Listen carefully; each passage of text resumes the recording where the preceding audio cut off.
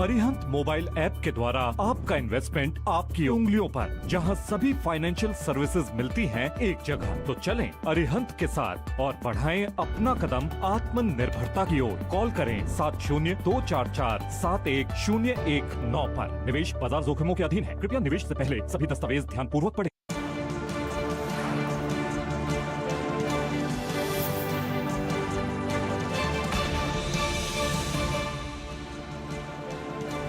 Break के बाद कमाई के अड्डा में आप सभी का स्वागत है। और सप्ताह अंत के अगर आप देखें तो आखिरी पड़ाव में हम आ चुके हैं कमाई का अड्डा। और यहाँ पे अगर आप देखें तो हम जानते हैं कि खिलाड़ी नंबर 1 के इस हफ्ते के विनर कौन है।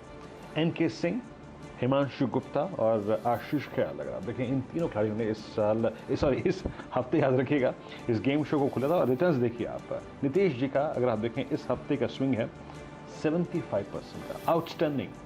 कहाँ से आया ये रिटर्न, ये स्विंग, जरा एक बार लेके आते हैं इनकी कॉल्स, फिर बात करेंगे।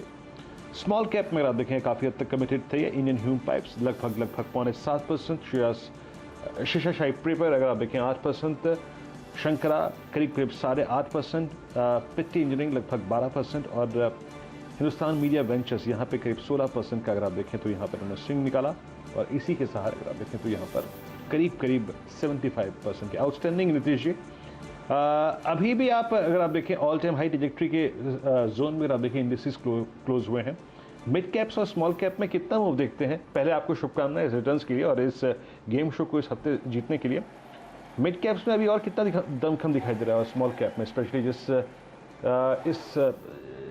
जिस वर्टिकल को आप काफ़ी चेज करते हैं? अभी मिड कैप और स्मॉल कैप की जो रैली अभी थोड़ा कंटिन्यू रहने की संभावना है, क्योंकि जिस तरह से फॉर्मेशन बना है इंडेक्सेस की, तो इस तरह से ये जो मिड कैप और स्मॉल कैप है इसको भी अभी कंटिन्यू रहना चाहिए। क्योंकि एक रूल है कि जब भी कभी लार्ज कैप रन करता है तो उसके साथ साथ मिड कैप और स्मॉल कैप भी रन करता है। और जब ट्रेंड एंड होना होता है तो लार्ज कैप कहीं ना कहीं जाकर रुक जाएगा और फिर मिड कैप और स्मॉल कैप चलेगा। तो अभी क्या हो रहा है कि लार्ज कैप तो चल रहा है और उससे काफी स्पीड में मिड कैप है। इसका मतलब कि ट्रेंड अभी जस्ट स्टार्ट हुआ है, तो ये अभी काफी स्पीड से चलेगी और आने वाले वक्त में काफी अच्छी रैली हमें देखने को मिलेगी मिड कैप में भी और स्मॉल कैप में। नेक्स्ट वीक पॉसिबली सिंह साहब आप क्या चीज़ करना चाहेंगे जहां पे आपको दमखम नजर आ रहा है? और आई मीन जैसे अगर आप देखें इस हफ्ते के जो आपके स्टॉक्स थे उसमें मीडिया स्टॉक्स भी थे, इंजीनियरिंग स्टॉक्स भी थे अगर आप देखें, और कंस्ट्रक्शन स्टॉक्स भी थे, पाइप स्टॉक्स भी थे। नेक्स्ट वीक पॉसिबली आपको क्या ऐसा लग रहा है जो स्ट्रेंथ दिखा सकता है, मोमेंटम दिखा सकता है, इस बात के मद्देनजर कि इंडिसेस ऑल टाइम हाई पे हैं? नेक्स्ट वीक के लिए मैं SIS के स्टॉक को देखना चाहूंगा। काफी अच्छा स्टॉक है, काफी अच्छा फॉर्मेशन है और मुझे लगता है नेक्स्ट वीक के लिए भी और आने वाले मंथ के लिए भी काफी अच्छी स्टॉक है। जिस तरह से फॉर्मेशन बनाकर कंसोलिडेट होकर आगे बढ़ रहा है, ये आने वाले वक्त में काफी अच्छी तेजी दिखा सकता है। SIS security intelligence services. चलिए तो अगर आप देखें इस स्टॉक को नेक्स्ट वीक के लिए फ्रंट लाइन में okay I got your point. Nitesh, front line में आपको मैं अगर देखूं, आई मीन चाहे जो रिलायंस ने बहुत कमांडिंग पोजीशन पर अगर आप देखें क्लोजिंग भी है, बैंक्स अच्छा करते हुए, और ऑटो में अगर आप देखें अच्छा स्विंग नजर आ रहा है। आयशा मोटर्स ने अगर आप देखें आज काफ़ी अच्छी खासी पारी खेली। लार्ज कैप में कहाँ फोकस कर रहे हैं आप और क्लाइंट्स के साथ क्या व्यू शेयर किए हैं? लार्ज कैप में मैं HDFC को फोकस करना चाहूंगा। काफी अच्छी कंपनी है और ये लीड करेगा।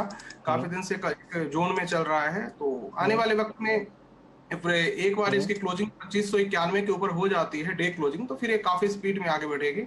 और इसमें अगर किसी को ट्रेड करना हो तो छोटा एसएल 2400 का लगा के इसको ट्रेड किया जा सकता है, क्योंकि ये 50 मूविंग एवरेज के ऊपर है तो इसे आसानी से ब्रेक नहीं करना चाहिए। तो HDFC को लिया जा सकता है और लॉन्ग टर्म के लिए काफी अच्छा है। और जिस तरह से उसकी पैटर्न बन रही है, CNH पैटर्न बनाने की कोशिश कर रहा है डे चार्ट पे, तो आने वाले वक्त में मैं इस पे CNH पैटर्न भी हम लोग देख सकते हैं और उसके बनने के बाद इसमें और तेजी की संभावना बनी रहेगी। और एवरग्रीन स्टॉक है, इसमें कहीं से कोई दिक्कत नहीं है। फंडामेंटल में टेक्निकल भी काफी अच्छा है और अभी कंसोलिडेशन जोन में चल रहा है, बहुत जल्दी इसमें मूव आने की संभावना है।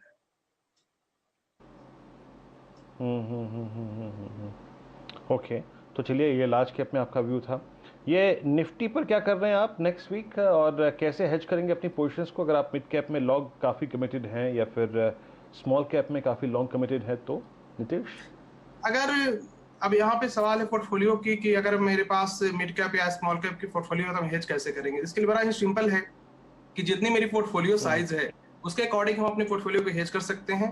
अब यहाँ पे हम निफ्टी को शॉर्ट करके और नीचे की कोई भी सी होगी जिसकी वैल्यू 70-80% के आसपास हो, उसको हम लॉक कर सकते हैं अपनी पोजीशन को, जिससे क्या होगा कि कितनी बड़ी गिरावट आएगी तो निफ्टी उसके लिए रेडी रहेगा। और चूंकि ऑप्शन की बिहेवियर चेंज हो जाती है जब वो आईटीएम से एटीएम बनता है और एटीएम से ओटीएम बनता है, तो इसका हमें काफी फायदा मिलेगा और काफी बड़ी अगर गिरावट आती भी है 1000 पॉइंट की तो भी हम प्रॉफिट में रहेंगे। तो इस तरह से इसको किया जा सकता है और निफ्टी अपने रेजिस्टेंस के पास भी है, जैसा कि मैंने कहा है 15,500 के ऊपर जब निफ्टी क्लोज करेगी तो काफी तेजी से ऊपर जाएगी, लेकिन अभी वो 15,500 के पास रेजिस्टेंस फेस करेगा। तो जिन्हें भी अपने पोर्टफोलियो को अगर हेज करना हो और लग रहा हो कि मार्केट यहाँ से गिर सकता है तो इस प्रकार से इसमें अपने पोर्टफोलियो को हेज कर सकते हैं और काफी सिंपल हेजिंग है। ओके, चलिए नितेश बहुत बहुत शुक्रिया।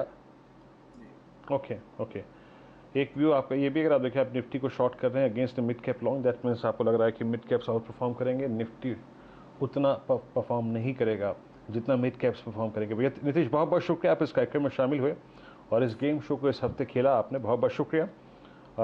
अगले हफ्ते फिर होगी आपसे मुलाकात। और एक बार ज़रा क्लोजिंग को समराइज़ कर देता हूँ यहाँ पर।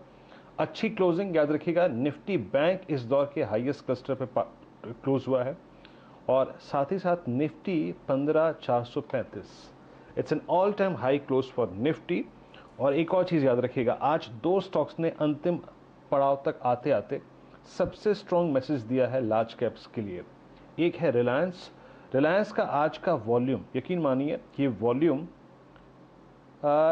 इस साल का यानी CY21 का सबसे स्ट्रॉन्गेस्ट वॉल्यूम डे था रिलायंस का। एक बात याद रखिएगा, विद स्ट्रॉन्ग कोएडिशन on the very first day of June. उसके बाद HDFC बैंक एक स्टॉक ये भी था जो एक बहुत स्ट्रॉन्ग मैसेज दे के गया है और करीब करीब 1503 के स्तर पर अगर आप देखें तो ये क्लोज हुआ है। और याद रखिएगा वॉल्यूम्स बहुत स्ट्रॉन्ग थे, यहाँ पे वॉल्यूम्स बहुत स्ट्रॉन्ग थे। और साथ ही साथ एक चीज़ और याद रखिएगा कि इसकी कॉल ऑप्शंस और पुट ऑप्शंस की एक्टिविटी एक बहुत स्ट्रॉन्ग अपसाइड के संकेत दे रही है। एक बार आप लेके आइए निफ्टी को चढ़ाने वाले आज जो स्टॉक्स थे या फिर मोमेंटम देने वाले, वो थे ग्रासिम, SBI, साथ ही साथ अगर आप देखिए आयशर मोटर्स, IOC। बैकफुट पे रहे NTPC, Sun Pharma, HUL, Bharti Airtel. Mid caps में जिन्होंने अगर आप देखें काफ़ी सब्सटेंशियल मूव दिया इस हफ्ते, उसमें आप देखिए लक्स इंडस्ट्रीज, BSC पे बात भी काफ़ी हुई थी, तो आपके जहन में अगर आप देखें तो ये बहुत स्ट्रॉन्ग और वीक पॉइंट्स होने चाहिए नेक्स्ट वीक के लिए। Birla soft, IT, mid cap IT में, और रेडिंगटन, ये स्टॉक लगभग 20% चढ़ के बंद हुआ है। इन स्टॉक्स पर नज़र रखिएगा। और मिड कैप में जो कि बैकफुट पे रहे, जो बैकफुट पे रहे मिड कैप में, इस क्रम में सबसे ऊपर था fine Organics. Please think about a reasonable stop losses about on these stocks. एक रीजनेबल स्टॉप लॉस जरूर निकाल लीजिएगा अपना। KRBL, खुशीराम बिहारी लाल। इंडिया सीमेंट्स एक बहुत सब्सटेंशियल मूव के बाद, अर्निंग्स के बाद जो आया था उसके बाद बैकफुट पे था। और वैलियंट ऑर्गेनिक्स, ये स्टॉक भी अगर आप देखें तो इस हफ्ते थोड़ा सा बैकफुट पे था। तो ये थोड़ा सा मैंने समराइज कर दिया, लेकिन आज यकीन मानिए रिलायंस के वॉल्यूम्स और रिलायंस का ये बिहेवियर सरप्राइजिंग था और काफ़ी स्ट्रॉन्ग भी था। अगेन विद डिस्क्लोजर कि आप जो चैनल और देख रहे हैं उसका स्वामित्व प्रबंधन रिलायंस इंडस्ट्रीज के हाथ में है। फिलहाल इस हफ्ते के लिए इतना ही। आपसे अगली मुलाकात होगी मंडे मॉर्निंग सुबह मॉर्निंग कॉल में आशीष और नीरज जी के साथ, और उसके बाद शुरुआत करेंगे मुनाफे की तैयारी की 8 बजे शैल जी के साथ। तब तक के लिए नमस्कार।